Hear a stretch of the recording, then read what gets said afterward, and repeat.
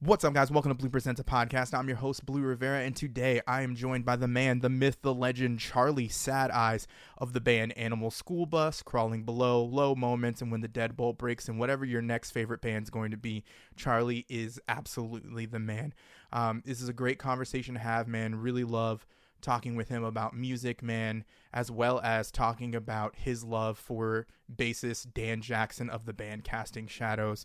So sit back and relax. But before we get started, man, if you'd like to be a guest on my show or have a show idea, you can hit me up on Facebook at Blue Presents a Podcast, Twitter and Instagram at Podcast of Blue. So sit back, guys. Just want to say once again, thank you guys for joining me this week. And hopefully you guys really, really enjoy this interview. Sit back, relax, enjoy. What's up, guys? Welcome to Blue Presents a podcast where I discuss all things music.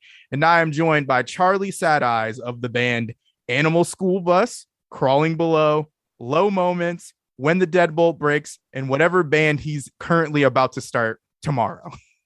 How are you today, man? Pretty good, you? No, not too bad. It's a good Sunday. It's a little, not too cold, not too hot. Right. Not too bad. I got a lot of, I apologize for the background sound. There's somebody mowing outside right now. I don't hear it.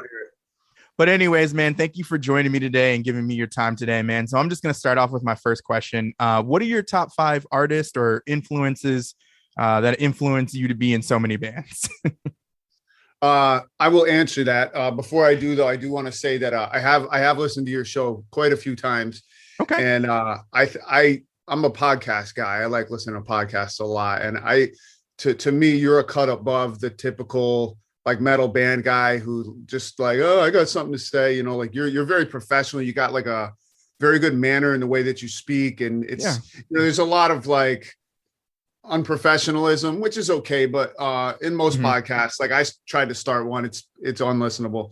But you have a very good flow. You kind of know where to take the conversation. So I do appreciate being here. And the other thing I wanted to say is that I apologize that you sunk so low that you got to dig me up to talk to, because that's a real low moment. But hey, we got to start back up somewhere, right? So. No, I don't think it's a low moment at all, man. I have to say personally, Charlie, you are the greatest thing about the internet. Seriously, man. Please. I love it. You interviewed the Josh Pit once on here, right? Yes, of course. Yeah, see, that's not everyone can do that, can get, multi-syllabic words out of him and stuff. And you pulled it off. So that's, that says something. I greatly appreciate that. And we love the Josh Pit here. The Josh Pit is always welcome. We love having him. Josh Pit, love blue. Josh Pit, love deathcore. Exactly. Josh Pit, mosh your face, bedroom. No, Charlie, you have like one of the most interesting presence on the internet, and I love it. Even your profile picture, which I will probably use for this episode, is just says everything about you. I love everything about what you do. And it, whether it's talking about your goth wife, which is awesome because I have one too. Oh yeah, cool. You should see my my living room all the way to my kitchen, black and a lightly color less than black. Nice. Yeah. Gotta have that. Exactly, man. So yeah, back to your 5 artists or influences for you. That's one of the things that's difficult for me about interviews is that I don't really think that way. And I usually have to sit down and write that out on paper for like 4 hours and do a whole dissertation and really like think about it. Mm-hmm. But since it's thrown at me real quick, I would say that bands, musicians that I really like would be like Shane MacGowan from the Pogues. I'm a big Pogues guy. The Misfits. I think Glenn is a genius, especially when he was a kid. Mike Ness, from Social Distortion has always been a huge inspiration. You asked for 5, right? Yeah. I'm I'm a huge Life of Agony guy. Like I really like that early 90s Brooklyn thing, with that whole area, Life of Agony, Typo Negative, Biohazard. That really always meant a lot to me. And I guess, being an older guy from Connecticut, Mm-hmm. you could probably, if you look deep enough, you could trace a little early Hatebreed into everything that I do. Okay. I absolutely love early Hatebreed. There's nothing wrong with that, man. Definitely, I'd have to say, as being just from New England and growing up in New England, definitely, for me, Hatebreed is probably one of those bands that really just influenced me positively. Like, and that's the other thing too, is for as much as we listen to this type of music, I have to say, Hatebreed sometimes is probably the most positive thing I can listen to, when it Yeah. comes to aggressive music. You know what I'm saying? Yeah, That he yeah. definitely found his own thing with that, because the first couple Hatebreeds weren't positive. The Mm-hmm. demo and Kill an Addict and Filth and all that stuff. He was very angry, and he hadn't kind of figured out that I guess posy thing yet, Yeah. that he's kind of known for now. And I like some of that stuff too. I kind of tapped out after Perseverance, but Yeah. I do, I understand why people are so into that, and people actually need to hear that type of ostensibly orally really intense, angry music, and then you get into it, and it's actually very life affirming, and that's pretty cool. I am the exact opposite. If you listen to my music, it's the exact opposite of life affirming. But I do appreciate when people can see that side of life and put that into their art and stuff. I think it's good for a whole lot of people. Yeah, man. I think that's why sometimes, people discount the Christian metalcore scene sometimes. And I know not everybody's like super huge on it. But I have to say, like, while I am not a religious person, and I don't knock anybody who has religious beliefs, that's your personal opinion, your personal relationship. I did tend to lean towards those bands a little bit more because they were just a little bit more positive feeling in that sense. So I completely understand where you're coming from with that. And then I feel like, as I'm getting older, I feel like my music is kind of getting darker. I'm kind of questioning some things about myself as a person, but I think as a whole, I think we all kind of question things as life goes on and we get older and we start to understand the ins and outs of everything it takes in order to do that. Whether you're being a parent, whether you're being a homeowner, so on and so forth. There's so many different aspects of life that kind of make you question, can I handle this? You know what I'm saying? Right. And I think it's cool that positivity has there's a whole spectrum within metal. I mean, it's people who don't know about metal or heavy stuff just look at it and go, oh, it's all Cookie Monster, devil stuff or whatever. And, Oh yeah. But even within metal, you have moods, and you're just going to have a day that you get up and you want to listen to the most evil, like nails sounding stuff. And then there's going to be days that you can't handle that. And you want something maybe that's still sonically heavy, but thematically light or uplifting. And you could do that without leaving the genre of metal entirely. I think that's a good thing. Yeah.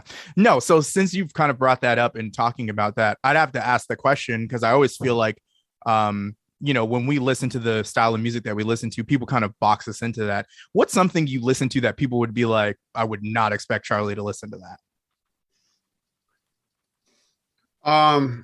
80s pop. Although after the newest Low Moments, I think that's probably sort of obvious. But Yeah. I don't have a thing. Like, I'm a really like snobby, borderline hipster, judgmental guy about music, and I'm very defined rights and wrongs, black and white with music, whatever. But I'm not a guy that just only listens to basement black metal and nothing else. If pop is done right, I like it. I just don't think any pop has been done right since the 80s. But I will go there sometimes, but it's kind of like I said, I mean, it really just depends on your mood in the moment and what you kind of need in that moment. And, some of that, I go back to that 80s stuff. Of course, I lived through all of the 80s. So there's some like nostalgic stuff going on there too. But 80s pop is a lot of it, even some of the bad stuff. Yeah, I definitely I have to champion that. Not growing up in the 80s, being born in the 80s, not really growing up in the 80s. Definitely the 80s leaked over into my life, whether it was listening to Journey with my aunt or listening to 80s R&B with my grandmother. Definitely I have that tie to the 80s, and I have a really good friend of mine who is a little bit younger than me, but his whole soundscape is just 80s music. He never found anything he really liked except for maybe some 90s gangster rap and stuff like that. Right. But yeah, no, I definitely feel like that I think some people would think that that's surprising that I like to listen to a lot of those 80s songs, especially the R&B from that time. For me, late 80s, early 90s R&B is just like, it's like my bread and butter, man. Just absolutely love it. And it definitely is a change of pace from, whatever metalcore band or deathcore band I'm listening to currently at the time, For sure. That's I forget where I heard this, but there's somebody had said this once that like every metalhead is a closet Cure fan, whether they admit it or not. And I don't know if that's true. But I get the sentiment of there are very few metal people that can only listen to metal all the time. And I think those people are probably fairly unbalanced. There's times when those hard, tough, crowd killing, hardcore kids go home and they put on Joy Division or whatever or Billie Eilish or something, like Taylor Swift. yeah. Well, I think there's a lot of hardcore kids that are into Taylor Swift.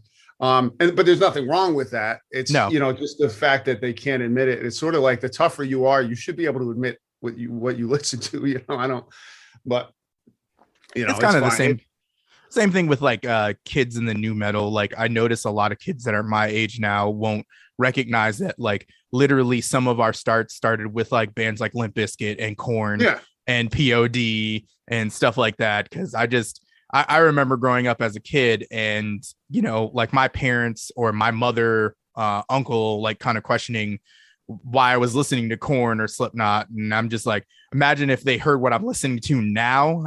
Back then, there definitely would have been like, no, lock him up, put him in an institute or something. Right. He's a psychopath, Yeah, we all need the gateway. Yeah, exactly, man.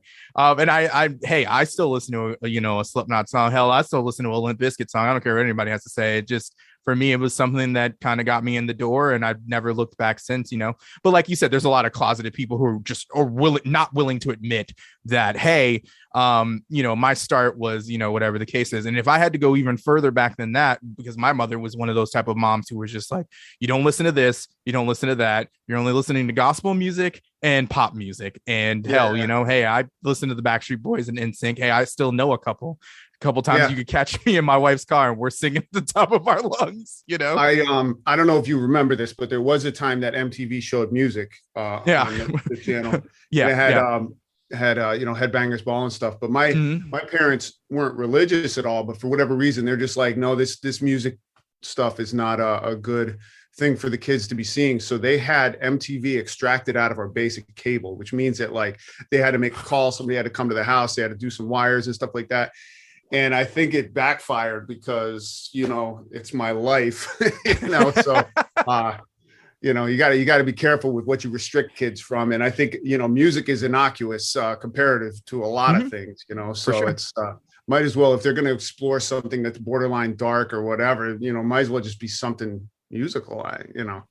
I'm going through that now. My daughter's 10 and, I know you got kids too. And we got to think about that stuff. And having said that, I hear her listening to stuff on the radio that's like overtly sexual and she's singing it, not knowing what it means. I'm like, I don't like that at all. Like, I'd rather her listen to, Slayer, something like that. It's just uncomfortable, but. Oh yeah, no, my kids can't stand when they're in my car because they know they're about to just hear, whatever it sounds. My son's probably a little bit more partial to what I listen to, but my daughter definitely, she's 12, about to be 13 this year. So we're in the K-pop, though she did through some friends find the Gorillas. So that's kind of changing her world currently. Yeah. So start. Yeah. But if I had to say anything, I don't think she realizes how much she will identify more when she does finally figure out metal. Yeah. She got time to grow into it. No, for sure. But I love that part. And in talking about your daughter, Let's talk about Animal School Bus, man. I think it's an awesome thing that you took your daughter and you guys have created something super, super. I think is fun. I think it's cool. I showed it to my wife. My wife thinks it's the most adorable thing in the world. But like I said, we have black walls in our house, so there's a lot of things she finds dark and adorable. So talk about that and what made you come to the realization that your daughter could probably lay down some sick vocals. Well, we started that when she was 2, and she could scream, and I knew that, and it was usually it's a typical 2-year-old stuff. She's not allowed to have a popsicle or whatever, and it turns into World War III. Exactly. And then as she got older, it became more about having to clean her room and all these kind of things. But I did realize that she has a voice, and she's got a weird ability to do the technique right. She's really like screaming with proper technique, which is cool.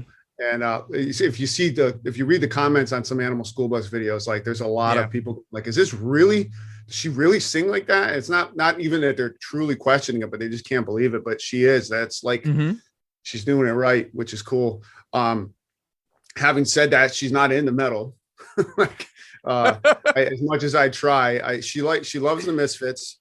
And working into the Ramones, and she likes a lot of like girl punk kind of stuff, but I haven't been able to like cross the bridge into metal, which I'm not ever going to press anything on her, but she does have fun doing this project, that's for sure. And the really cool thing is that I told her that the money that we make from Animal School Bus is hers, and she can use it when we eventually go to Disney. And which we've been planning. We had planned before COVID, and then just got stalled. And she's got a lot more money to spend at Disney than she thinks she does, because that project did far better than cumulatively everything I've ever done in 30 years of music. It like eclipsed it like immediately. So you got to. That has to be an amazing feeling. That has to be like, you guys want to get something, you got to have a gimmick. You got to have a kid in your band or something. I was going to say that has to be a genuinely great feeling that, you as a musician doing something with your daughter, and it just is super, super successful. And to be honest with you, maybe it just speaks to the realness of it. It's a relationship between you and your daughter, and you guys are having a whole lot of fun. And I think that's cool. I kind of wish one of my kids would get into that, but they're just, they could care less. They're just being themselves. And like you said, you're not going to push it on them, and just, hey, you might check out this song. You might actually like it, But I definitely think for my daughter, I think once the floodgates open for her, she's going to be just her dark self. She's already pretty dark for being 12. So that's cool. That is one of the more prevalent comments that we've gotten on that stuff. It's less about the actual content of the music. It's more like, I hope one day when I have a kid, we can, kind of explore our relationship in this way and be creative together. And then, you also have good breakdowns. Like that's like the best comment. Yeah, you can't beat that, man. And like I was going through some of like the song titles and stuff like that. That stuff is just fun. And let her know Oreos are my favorite as well too. I love Oreos. We'll do. If she was here today, I'd bring her in. She's with her grandmother, but nothing wrong with that, man. And so, I mean, we're talking about, the close connection that you have with your daughter, and we're talking about music and stuff. So we might as well jump into what this podcast really is about. It's really about the journey. So how did a young Charlie just kind of find his way in music and really just, like you said, 30 years of just doing music, and you have so many different bands, what really kind of kickstarted all that for you? It's weird. I guess I've thought about this quite a bit. My parents were not musical at all, really. I mean, my dad had some records around, but I never really saw him listen to them. I mean, they would have like radio on in the background, but they were never like music connoisseurs. And then they were a little repressive with me and my brother's exploration of music initially, with canceling MTV and stuff, which it just backfired and didn't work. But I was not somebody that ever had an uncle or an older brother or an older cousin that was feeding me music. And that's such an important role for so many people that get into metal. Like you start, like you said, kid your age is like starts with Limp Bizkit, and then somebody comes along and says, oh no, you got to listen to this Whitechapel or whatever. And then you bump up and you're like, oh man, I never had that. So I had to go looking on my own, and I eventually kind of found my way into this spot that lives between hardcore and black metal and death metal and you know, all these other things or whatever, basically through my own exploration. But you know, like most kids, it started as a kid, and in the 80s I got into Def Leppard, and that was my branch off into, you know, slightly heavier stuff, and then Metallica and whatever. But I think I quickly realized, you know, when I got into high school, I realized that I was much more into the underground thing than anything that scraped the mainstream very much in terms of metal. And I gravitated towards hardcore immediately when I was in high school. And there was a really good radio station in New Haven, WNHU, and they had an amazing Saturday lineup where it was just DJ after DJ that would play underground metal and hardcore all day, deep into the night. And like Wayne from Hatebreed was one of the guys, and Damon Lucibello, and all these DJs, and they just played just really underground stuff. And it was, I mean, that's where I heard Overcast first. Like I heard Overcast on the radio before Brian Ferry even learned how to scream. He was just doing that singy thing he does. Yeah. I distinctly remember listening to it. I was like 15 or 16, and I was like, you know, this is a whole different place than listening to the Black Album or something like that. No, yeah. That was such an eye opener. And now, you know, things are so different with the internet. You hear a band name and you could research them in 5 seconds. Back then it wasn't like that. So WNHU was the entire internet for kids that were like me, that lived, you know, in that zone around New Haven. And then from there, that's they would talk about shows, and I would start going to the Tune In and Sports Palace and LNG and all that kind of stuff. And then it was just off to the races. I realized that I had no interest in anything else. You know, my life was then and is now martial arts and music, and that's it. It's like all I do. And that was it. That was it was a wrap at that point. No, I completely understand, because I do remember a summer, and for certain people who probably have never had this happen to them, I was grounded for an entire summer for failing, I think it was 8th grade or 9th grade. Wow. And my mom was just completely upset with me.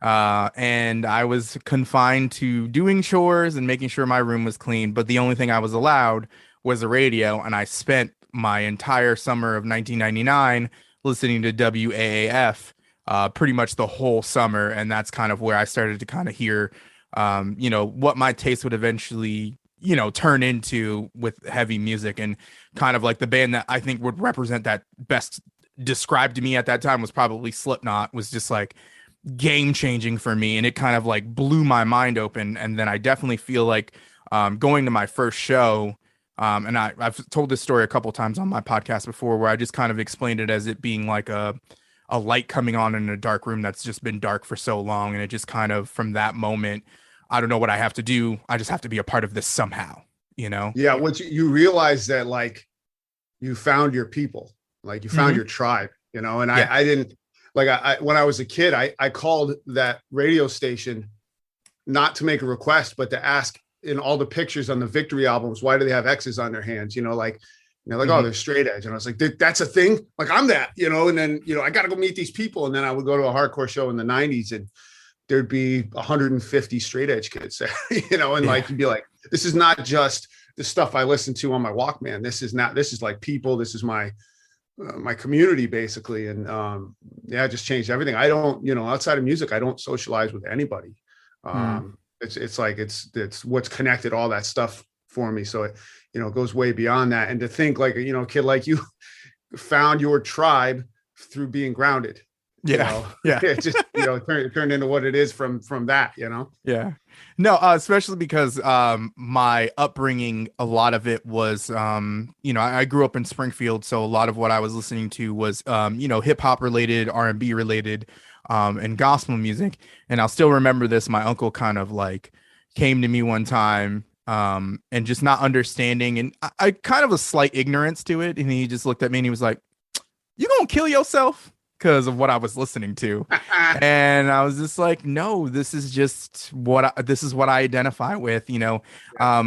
I get kind of some people who get a little upset with me because I'm not a fan of Metallica. But I think for me personally, it's just because they don't speak to me. You know what I'm saying? And I think a lot of the music that I listen to kind of speaks to who I am. And that's okay. I'm not knocking. I mean, to disrespect, what Metallica has brought to the heavy scene is crazy, but it's just not a band for me that speaks to what I am, and I think sometimes people misunderstand it. It's kind of the same thing with people who misunderstand. Well, why do you listen to that? You're married, you have kids. Why do you listen to this aggressive music? You seem happy, and it's just like that whole phrase, aggressive, loud music for happy people. You know what I'm saying? Yeah, and I mean, you're a you're a scene guy. Yeah. There's obviously a huge gamut of personalities that gravitate to the scene, but most metal people you talk to are pretty well put together. Normal family people, and just love this heavy music, and it's just an aspect of their personality, but it doesn't govern them. There are definitely some weirdos. I remember going to a Watain show at the Palladium, and I saw some people there that I was like, yeah, those are fringe people. There's some fringe people here at this one. But for the most part, you just talk to normal, just normal people, and they just happen to also like heavy stuff and are otherwise really well adjusted. Present company accepted, but No, I've had a similar experience. I went to see what is it, 1349 is the band, I believe. Oh yeah. I've seen them once. Definitely not I would have to say definitely not my style of music. But the entertainment of just stage presence, that guy just has it, and absolutely one musician to another. It was absolutely, I think, probably one of my more natural, enjoyable musical experiences, because his stage presence, and I think that band is absolutely crazy loud, insane, but man, hell of a show. You know what I'm saying? Really extreme, super fast. Exactly. Fast. Yeah. All the time. Yeah, and it was crazy because I'm just like watching these kids with the spikes and stuff, and I was just like, nope, that's not me. That's not me. Girls in the corset and paler than I don't know what, which is okay. I guess. But like you said, I think a lot of people forget that outside of music, we're people as well too. We just find our peace in a different way. You know what I'm saying? Right. And I definitely feel like that's indicative for anybody, whether it's, I have a nephew and his girlfriend who are like, they're into hip hop, and hip hop's their life, and they perform and stuff like that. But we can identify, even though we may not listen to the same music, we can still identify as musicians because we both have a passion for it. You know what I'm saying? Mm-hmm. Yeah, you have an understanding where it comes from. Exactly. There's a lot of things that I love about, like, the presence that you have on the internet. But there is one thing that I feel like we have to talk about, because it's just, I know where this is going, but go ahead. Yeah. Why do we love Dan Jackson so much? I love him. Don't get me wrong. I love Dan Jackson. I know. Okay. I love Dan Jackson. I don't know anybody who doesn't. It's just became something that was silly and stupid and funny or whatever. But I have to point to Dan Jackson as one of the most important people in the Connecticut music scene, certainly the Eastern Connecticut music scene, because he just goes to every show. He supports every type of show. It doesn't matter if his band is playing or not. Obviously Casting Shadows has a specific sound. But he'll show up at Old Guy Doom shows. He'll show up at deathcore show. He just goes to everything, and he's just such a scene supporter. He's got to be out 4 times a week, doing this stuff. And again, whether his band is playing or not, and you and me both know enough guys that will only come out if their band is playing, and that's okay. But Dan Jackson just is there for everybody. So I definitely got him, and that's been since the very beginning. Holding On to Nothing, which is a band I was in, played our first show with Casting Shadows. It was their first show, and right out of the gate, that was him. He was just the guy that supported everybody and was just there for everyone. So all this stuff that I say about him is somewhat tongue in cheek, but I do excuse me, I do appreciate him a lot. I think he is one of the pillars of the scene, and he's just one of these people that just accumulates energy and people around him. And I couldn't imagine what going to shows would be like if Dan Jackson wasn't coming around. I just think he's a big part of it. Why it gets creepy outside of that, it's just because it's funny. No, it is. Because when I post stuff, people post, people will comment like, it'll freak them out or, whatever. And it's just a thing that's gotten out of control. But it does come from an actual real place where I think Dan Jackson is a huge part of what we have going on. Much love to respect to Casting Shadows and Dan Jackson. I got to tell you a quick Casting Shadows story if I could. Go ahead. Hopefully your listeners are familiar with them because to me, they're one of the tighter, better bands, from the whole genre that's going on right now. And they've always been like that. So we played our first show with them in like 2016 or something like that. And they were very young.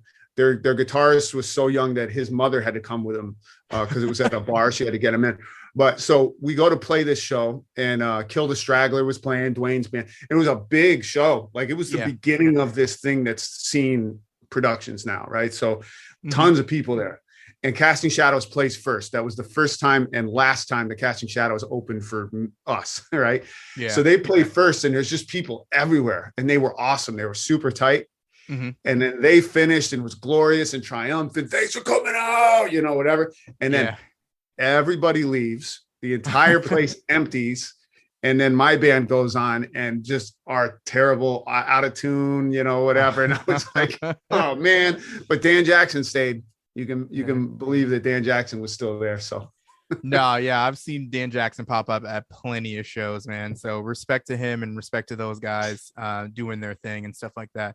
I definitely wish I could go out to a lot more shows, but I'm actually a lot further from you guys. So when I do get a chance to get out over there, because I've actually had my reception for my wedding at what's now called I'm gonna butcher it, but what's called All Tones before.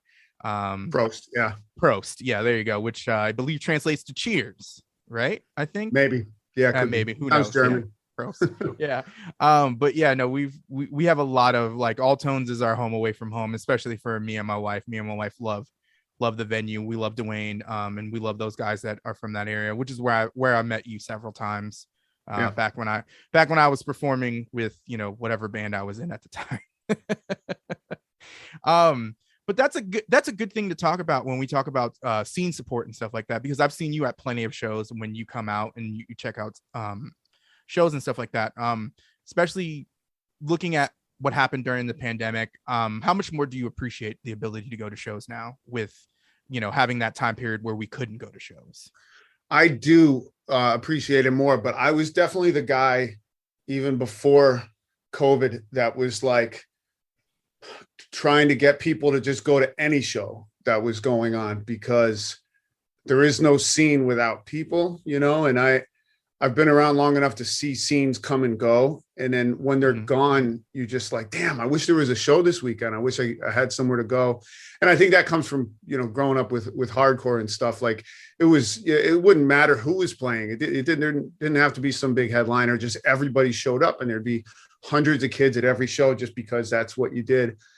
And, obviously the metal scene is different. And, I'm probably more on the, like the doom old guy, middle-aged guy end of the scene, but it's still the same concept. They like, if you only show up when your band is playing, it's not going to go anywhere. And it will eventually dry up and just go away. And sometimes there's younger people that come through who just think, oh, this is always going to be here. So I'll pick and choose what I come to. But it's really important to try to get to as many shows as you can if you want to see it stay alive. And COVID definitely pointed that out, because how many of us were sitting back for a year and a half being like, man, I just wish there was a crappy show at Altones with just bands who, I don't know, but I just want somewhere to go, so hopefully that gets into people's heads a little bit more appreciation. Cause these things, even without something as crazy as COVID, scenes just die. Sometimes they just go away.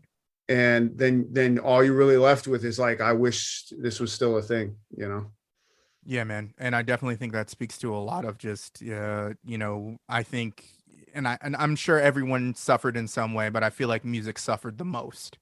But also at the same time, I also feel like the DIY part of music kind of really rose during COVID.